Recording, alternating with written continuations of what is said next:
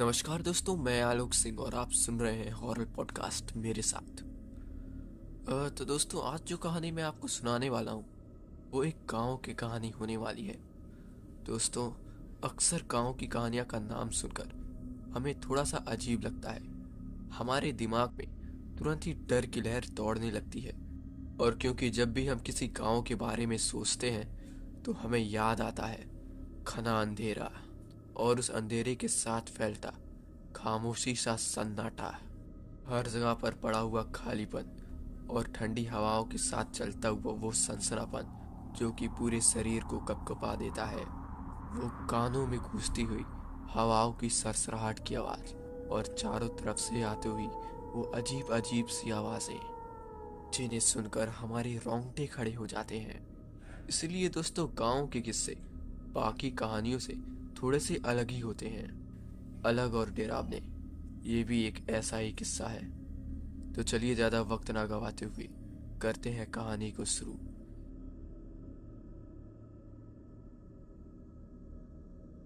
ये कहानी बहुत ही पुरानी है। जब के जमाने में उस गांव के स्कूल में सिर्फ एक या दो शिक्षक हुआ करते थे और वही दो शिक्षक पूरे स्कूल को चलाते थे। उस समय इस गांव को लेकर आसपास के दो तीन गांव में इकलौता यही विद्यालय था जो कि पड़ोस के गांव में था। अभी कुछ 2 महीने पहले ही इस विद्यालय में एक नए शिक्षक नियुक्त किए गए थे जिनका नाम तानाजी था। चुनावी माहौल था तो स्कूल के साथ साथ इन्हें चुनाव का भी काम करना था। ऐसे ही एक दिन की बात है, एक चुनाव मीटिंग के सिलसिले के लिए तानाजी स्कूल जल्दी बंद करके दूसरे गांव तहसील कार्यालय चला गया था।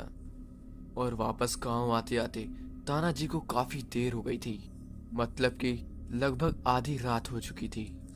वैसे तो वो स्कूल का सारा काम खत्म करके अपने घर वापस लौट आया करता था, लेकिन जब से उनके गले चुनाव का काम पड़ गया था तब से वो अक्सर रात को करीब 10 बजे के आसपास अपने घर वापस आया करते थे। आज तो रात के 11 बज गए थे। गांव के कोने से घर में तानाजी अकेले रहा करता था।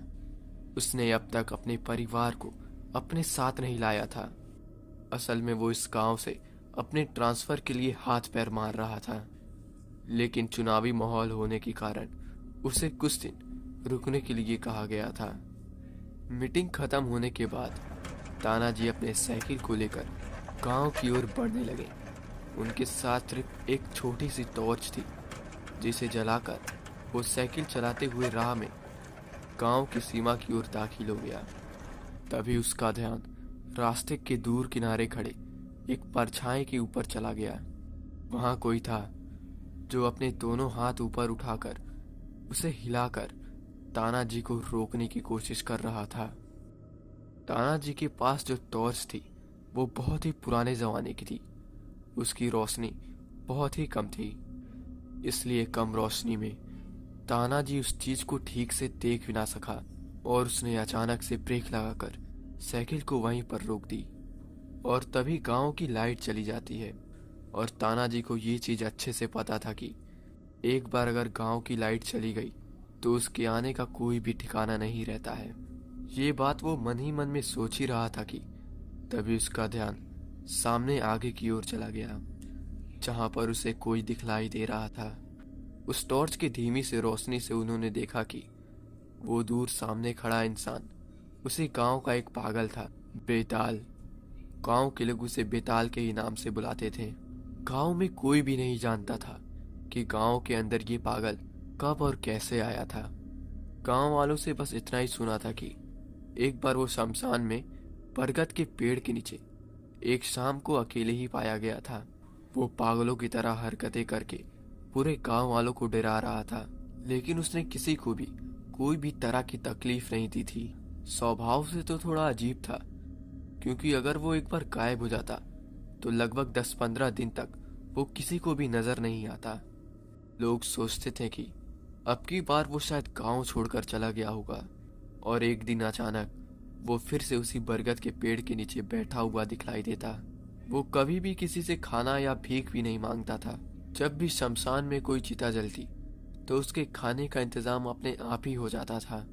वहां चढ़ाया जाने वाला श्राद्ध ही उसका भोजन था, इसलिए उसे कोई भी गांव के बाहर भगाने की कोशिश भी नहीं की थी। लाश को देखकर वो खिलखिला कर हंसता और बस इतना ही कहता, ये जरूर नरक जाएगा। उसके मुंह से स्वर्गीय शब्द कभी भी नहीं निकलता। कभी वो कहता, ये भटकता ही रहेगा, इसे कभी भी शांति नहीं मिलेगी, इसे तो मैं अपने साथ ही रखूंगा। लोग उसके ऐसी हरकतों के कारण की वजह से ही डरते थे और उससे दूर ही रहना पसंद करते थे। और इन्हीं सब हरकतों के कारण से गांव वालों ने उसे बैताल का नाम दिया था। फिर तानाजी ने उसे अच्छे से देखा और अपनी टॉर्च की रोशनी को ठोकते हुए थोड़ा तेज किया और कहा कि क्या रे बैताल, तूने मुझे ऐसे रोका क्यों? बैताल बरगद के पेड़ और अपने आसपास देखकर खिलखिलाकर हंसने लगा।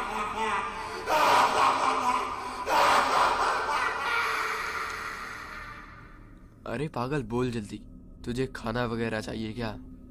बैताल हंसते हंसते अचानक से रुक गया और तभी बोला, वो आज तुम्हें ले जाएंगी।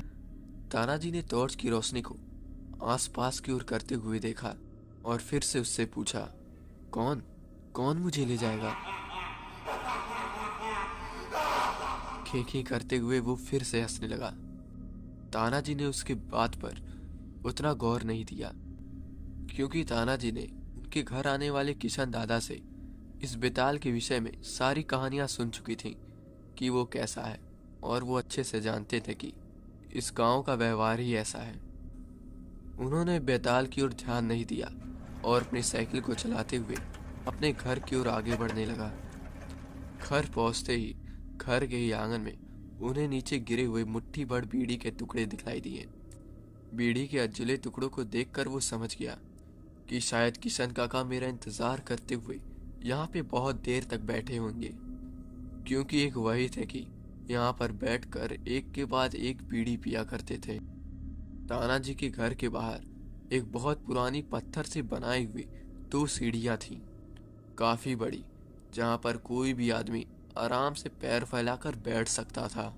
उन सीढ़ियों को लगकर पास में ही बिजली का खंभा था। जब लाइट होती थी तो किशन काका एक बीड़ी का बंडल लेकर आकर वहीं पर बैठकर बीड़ी पिया करते थे और बीड़ी पीते हुए तानाजी को गांव के किस्से सुनाया करते थे। जैसे कि गांव में किसी का झगड़ा हो गया, किसी की बीवी छोड़कर भाग गई, किसी को कहीं पर भूत दिखलाई दिया, कहीं पर चुड़ैल दिखलाई दिया। ऐसी ऐसी बातें आकर इन्हें रोज सुनाया करते थे। अभी जल्दी हाल में ही उन्होंने एक नया किस्सा सुनाया था कि गांव के बाहर आसपास कुछ काली परछाई सा दिखने लगा है, जो कि लोगों को अपने साथ चलने के लिए कहती है। तुम कभी भी भूल कर उनके साथ मत चले जाना। तानाजी को ये सब बातें मूर्खतापूर्ण लगती थी, और लेकिन बातचीत करने के लिए भी उनके अलावा तानाजी के पास और कोई था भी नहीं। किशन काका गांव के इकलौते ऐसे इंसान थे जिनके साथ तानाजी का थोड़ा बहुत वक्त गुजरता था। बाकी गांव के लोगों से तानाजी की कुछ ज्यादा जान पहचान नहीं थी, और होती भी कैसे। सुबह सुबह तानाजी घर से स्कूल के लिए निकल जाता और शाम होने के बाद ही लौट कर आता था। रतन काका देर रात तक घर की सीढ़ियों पर बैठे रहते, यहाँ वहाँ की बातें करते और बातें करते करते बीड़ी पीते, और बीड़ी पीकर देर रात को फिर अपने घर वापस चले जाते। और तानाजी का भी कुछ ऐसा ही था। रोज घर देर रात को आकर केरोसिन पर खाना पकाकर वहीं पर खाना खाकर फिर सो जाता। अगर जब कभी भी छुट्टी होती तो सुबह सुबह का बस पकड़कर अपने गांव, मतलब कि अपने घर वापस चला जाता और सीधे सोमवार की सुबह वापस लौट आता था। ऐसे में उसके पास किसी से भी बात करने या फिर दोस्ती करने के लिए वक्त ही कहाँ था। तानाजी ने अपनी साइकिल उस बिजली के खंभे के पास ही खड़ी कर दी और ताला खोलकर घर के अंदर चला गया। इधर उधर टटोल कर उसने दिया जलाया। अपने हाथ पैर धोकर कपड़े उतारकर उसने स्टोव पर खाना रख दिए। अपने पेटी में कुछ कागजात रखे और उसी में से एक किताब निकालकर दीवार को तकिया लगाकर सटकर बैठ गया और पास में ही रखे दिए की रोशनी से उस किताब को पढ़ने लगा। उसे अच्छे से पता था कि दाल चावल पकने के लिए अच्छे से 20 या 15 मिनट तो लगने ही वाले हैं। किताब पढ़ते पढ़ते उसकी आंखें झपकने लगी थीं। मास्टर जी हैं क्या? बाहर खिड़की से आते हुए एक अनजानी सी आवाज उसके कानों में आकर पड़ी। उसने वहीं पर बैठे बैठे बाहर की ओर देखा। उसे खिड़की के बाहर कुछ हलचल सी दिखलाई दी तो तानाजी लालटेन लेकर खिड़की के पास चला गया। बाहर एक सफेद शर्ट, सफेद धोती और सफेद सी टोपी पहने हुए कोई शख्स बाहर की ओर खड़ा हुआ था। वो आदमी सीढ़ियों से थोड़ा दूर खड़ा होने के कारण तानाजी को अच्छे से उसका शकल नहीं दिखलाई दिया और उन्हें महसूस हुआ कि आज बाहर बहुत घना अंधेरा है। कौन है? जी मैं आपको लेने आया हूँ। शायद आप मुझे नहीं पहचानते, लेकिन मैं तुम्हें जानता हूँ। उस बूढ़े ने अपनी शांत, ठंडी और कांपती हुई आवाज में कहा। तानाजी को लगा कि गांव का कोई बूढ़ा इंसान होगा। इतनी रात को उससे मुझसे क्या काम है? कुछ खास नहीं, अगर संभव हो तो पुल तक ही जाना था। उस गांव के नजदीक से ही एक नदी बहती थी, जहाँ के गांव वालों ने श्रमदान करके एक पुल बनवा लिया था और उसी पुल के बाजू में गांव का ही शमशान था। आखिरकार इतनी रात को पुल पर क्यों जाना है? अब इतनी रात ऐसे बेवक्त लोग पुल पर क्यों जाते हैं? जाहिर सी बात है, शमशान पर जाते हैं। तुम्हारे पास साइकिल है, इसलिए सोचा कि तुम्हें अपने साथ लेता जाऊं। कोई मरा है क्या? तानाजी ने थोड़ा झिझक कर पूछा। तभी बाहर अंधेरे से उसके सवाल का जवाब आया।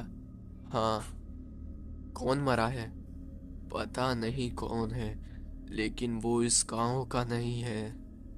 और बाकी गांव के लोग कहाँ हैं? वो सब लोग तो लाश के साथ आगे की ओर चले गए हैं। किसी को अंतिम विदा करना बड़े ही पुण्य का काम होता है, उसके लिए वक्त नहीं देखा जाता। अगर तुम्हारे लिए संभव है तो मैं रुक जाता हूँ, नहीं तो मैं अकेले ही चला जाऊंगा। तानाजी ने पीछे स्टोव पे देखा तो दाल चावल का पानी उबल रहा था। उसने बाहर अंधेरे में देखते हुए कहा, बाबा बस 5 मिनट रुकी, सुबह से कुछ खाया नहीं है, थोड़ा सा दाल चावल खा लेता हूँ और फिर तुरंत ही निकलते हैं। तानाजी ने कुछ सोचते हुए फिर से पीछे मुड़कर बोला, आपने खाना खाया है कि नहीं? रुकिए मैं दरवाजे को खोलता हूँ, आप अंदर आकर बैठ जाइए। नहीं, मैं बाहर ही ठीक हूँ, तुम खाना खा लो, वहाँ कितनी देर लगेगी क्या पता। तानाजी ने आधा ही खाना खाया और अभी अभी उतारी हुई कमीज को पहनकर उसने किली पर टंगा हुआ ताला उतारा। उसी के साथ किली पर टंगा हुआ कैलेंडर भी नीचे की ओर गिर पड़ा। तानाजी ने नीचे गिरा हुआ कैलेंडर फिर से उठाकर उसी किली पर टांग दिया और तब उन्होंने देखा कि कैलेंडर पर आज के ही तारीख पर कोई निशान पड़ा हुआ था, पर उसने इस बात पर थोड़ा सा भी ध्यान नहीं दिया। फिर उसने सोचा कि ताला लगाने की भी क्या बात है, इतनी रात को आखिरकार कौन ही आने वाला है, और उसने फिर ताला भी नहीं लगाया। वो ऐसे ही घर के बाहर चला गया, दरवाजे पर कुंडी लगा दी और पीछे मुड़कर देखा। वो बूढ़ा वहीं दूर अंधेरे में खड़ा हुआ था। तानाजी ने अपनी साइकिल निकाली और उस पर बैठा। तभी उसे कुछ महसूस हुआ कि साइकिल में तो हवा ही नहीं है। उसने फिर से साइकिल को खंबे के पास खड़ा कर दिया और बोला कि बाबा साइकिल में तो हवा ही नहीं है। और ऐसा कहते हुए तानाजी ने मुड़कर देखा कि वो बूढ़ा कब का आगे निकल चुका था। वो काफी जल्दी जल्दी में चल रहा था। तानाजी को लगा कि उस बूढ़े ने पहले ही देख लिया होगा और उसे देर हो रही होगी, इसलिए वो भी बिना कुछ कहे हुए उस बूढ़े के पीछे पीछे चलने लगा। चलते हुए उन दोनों में काफी अंतर पड़ चुका था। उस घने अंधेरे में तानाजी को सिर्फ उस बूढ़े के सफेद कपड़े ही नजर आ रहे थे, जैसे कि कोई सफेद धुएं वाली आकृति उसकी आगे आगे चल रही हो। कुछ दूर और आगे चलते हुए तानाजी को ऐसा लगा कि काश मैं अपने टॉर्च को ले लिया होता तो काफी अच्छा होता, लेकिन वो बूढ़ा एकदम से चलने लगा, इसलिए तानाजी को जरा सा भी सोचने का मौका नहीं मिला। सामने सफेद धुएं से आकृति के पीछे पीछे तानाजी के पांव जल्दी जल्दी बढ़ने लगे थे। और तेज चलते हुए वो दोनों गांव के बाहर आ गए थे। तानाजी ने ऊपर आसमान में देखा। आसमान में सिर्फ तारे ही नजर आ रहे थे और आसपास से आते हुए झिंगुरों की आवाज उसके कानों में गूंजने लगे थे। आसपास कुत्ते रो रहे थे और तभी तानाजी के कानों में पीछे से आते हुए किसी की कदमों की आहट की आवाज सुनाई देने लगी। तभी तानाजी ने हल्के से पीछे मुड़कर देखा। उसे उसके पीछे कुछ लोग आते हुए दिखलाई दिए। सामने वो बूढ़ा जैसा था, पीछे भी ठीक वैसे ही लोग थे। तानाजी को इसमें कुछ भी अजीब नहीं लगा। उसे लगा कि गांव के ही कुछ लोग होंगे और उनके एहसास से तानाजी को थोड़ा अच्छा भी लगने लगा। कुछ दूर तक चलते हुए तानाजी ने सामने चलने वाले बूढ़े को अपनी आंखें थोड़ी सी मजबूत कर कर देखा। उसे अब भी उसके सिर्फ कपड़े ही दिखलाई दे रहे थे, हवा में लहराते हुए किसी भूत जैसे। इतने में तानाजी को किसी उल्लू की आवाज सुनाई दी। वो आवाज कोई साधारण आवाज जैसी नहीं थी। उस आवाज को सुनते ही तानाजी अपने ही जगह पर रुक गया और उसके रुकते ही वो सामने चलने वाला बूढ़ा भी रुक गया। तभी तानाजी ने पीछे मुड़कर देखा और उसने देखा कि उसके पीछे वो सब चलने वाले गांव वाले जो लोग थे, उनकी संख्या अब बहुत ज़्यादा ही बढ़ गई है। और तानाजी के रुकने के साथ ही वो सभी लोग भी रुक गए थे और अचानक से ही आसमान में एक गड़गड़ाहट की आवाज़ सुनाई देने लगी और ऐसा लगा कि जैसे कि आंधी आने वाली हो और आसपास का माहौल और भी ठंडा हो गया। आसमान में चारों तरफ बादलें आने लगे और उस बादलों ने उस आसमान में निकले हुए तारों की रोशनी को भी ढक दिया। अब तो अंधेरा पहले से भी और घना दिखने लगा था। तानाजी को समझ में नहीं आ रहा था कि आखिरकार वहां पर क्या हो रहा है। अचानक से ही आसमान में बिजली चमकी और सब तरफ एक रोशनी फैली और उस चमकती रोशनी से तानाजी ने पीछे मुड़कर देखा। वो पीछे चलने वाले गांव वालों के हाथ, पैर, सर कुछ भी नहीं था, सिर्फ हवा में लहराते हुए कपड़े दिखलाई दे रहे थे। और तब तानाजी को याद आया, आज सुबह ही कैलेंडर के तारीख में उसने देखा था कि आज के तारीख पर एक गोला बनाया गया था। आज अमावस की रात थी और अमावस की रात को किशन काका ने उसे घर के बाहर निकलने के लिए मना किया था। उस डरावने एहसास से इसके हाथ पैर ठंडे पड़ गए। इसका शरीर डर के मारे कांपने लगा।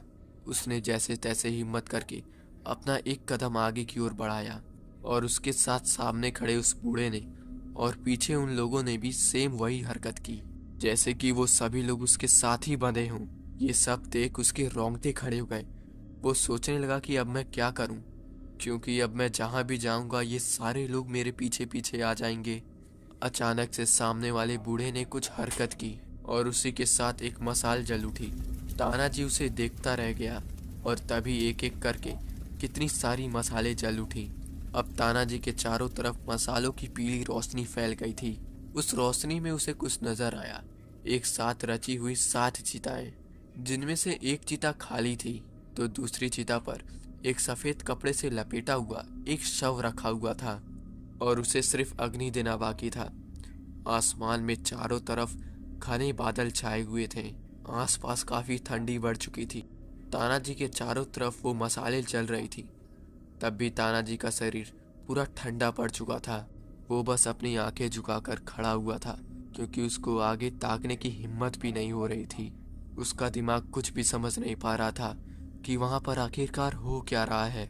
उसे महसूस हो रहा था कि उसके आसपास खड़ी हुई वो सब परछाइयां भी झुकी हुई हैं और अपने घुटनों पर हैं, जैसे कि कोई महाराज आने वाले हों। और उसी वक्त सामने चिता पे जो प्रेत था वो उठकर वहीं पर बैठ गया। तानाजी ने अपनी आंखें फाड़कर सामने का वो भयानक दृश्य देखने लगा। पल पल उसकी दिल की धड़कन तेज होते जा रही थी। तभी उस लाश ने अपना पैर नीचे छोड़ दिया और वो प्रेत हाथ जोड़कर आसमान में ही देखने लगा और फिर उसी तरीके से अपने हाथ को नीचे लेते हुए उसने अपने चेहरे से उस सफेद कपड़े को हटाया। कपड़ा हटाते ही तानाजी ध्यान से देखने लगा। उस प्रेत का चेहरा तानाजी को कुछ जाना पहचाना सा लग रहा था। तानाजी ने फिर से अपनी आंखें बारीकी करके देखा और उसी के साथ तानाजी के शरीर में जैसे कि कोई बिजली सी दौड़ गई। लकड़ियों की चिता पर बैठा हुआ बिल्कुल महाराजा जैसा कोई प्रेत। वो प्रेत कोई और नहीं बल्कि गांव का पागल बेताल था। तानाजी बस उसे देखता रह गया। आओ मास्टर, आज हम तुम्हें अपनी पालकी का मान आओ मास्टर, आज मैं तुम्हें अपनी पालकी का मान देना चाहता हूँ। पागल बेताल का बात तानाजी ने स्पष्ट सुने हुए थे। आओ मास्टर, हमारी पालकी का मान आज हम तुम्हें देना चाहते हैं। पागल बेताल का बात तानाजी ने बिल्कुल सही से सुना हुआ था। मान? कैसा मान? और तुम कौन हो? तानाजी ने बिल्कुल घबराते हुए आवाज में पूछा। तभी पागल बेताल किसी राक्षस की जैसा हंसने लगा। अरे इस मूर्ख इंसान को बताओ कि हम कौन हैं, और ये भी कि पालकी का मान क्या होता है। जिस बूढ़े ने तानाजी को यहाँ तक लाया था, अब वो तानाजी के सामने आकर खड़ा हो गया है। मास्टर, ये हमारे बेताल महाराज हैं। बेताल महाराज मतलब कि हम भूतों के राजा। आज अमावस है और आज के ही दिन हमारे महाराज की पालकी निकलती है और उसी पालकी के सामने हम भूत, पिशाच, डैन, चुड़ैल सब लोग नाचते हैं। जिसे इस पालकी का मान मिलता है उसके इशारे पे ये सब भूत नाचते हैं। महाराज जिससे खुश होते हैं तो उसको अगली अमावस के दिन बेताल महाराज जैसे ही पालकी में बैठने का मौका मिलता है। तानाजी को उसकी कोई भी बात समझ नहीं आ रही थी। वो इतना डरा हुआ था कि सिर्फ खड़े खड़े कांप रहा था। तभी उस बूढ़े ने अपने हाथ में ली हुई मशाल को तानाजी के आगे किया। तुम बस इस आखिरी चिता को आग लगा दो, बाकी सब अपने आप हो जाएगा।